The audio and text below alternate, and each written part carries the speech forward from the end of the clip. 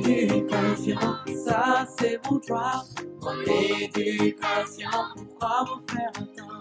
Mon éducation, ça c'est mon droit. C'est une exclusion pour les arabisants, c'est une exclusion.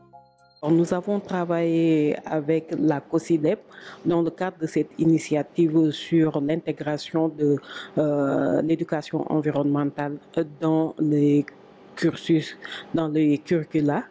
Et donc, en tant qu'institution, nous avons donc travaillé sur l'identification des problématiques environnementales, sur le niveau d'intégration de l'environnement dans le système éducatif.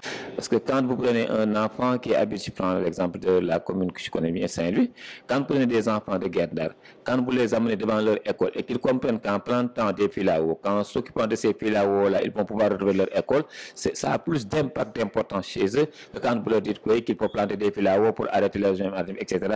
Ils ne le voient pas.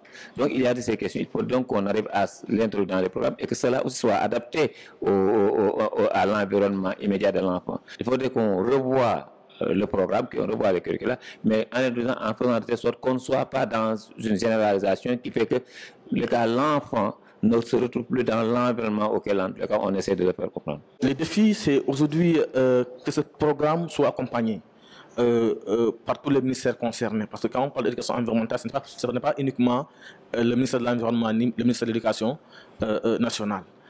C'est aujourd'hui, il faut que l'État sénégal trouve un moyen d'accompagner non seulement les enseignants, mais également les OSC à la base. Parce que si nous, par exemple, ces efforts que nous avons faits, si on avait les moyens, on aurait dû les multiplier dans plusieurs établissements à Ziguinchor. Les questions d'environnement sont des questions qui sont souvent introduites dans la formation à un stade assez avancé.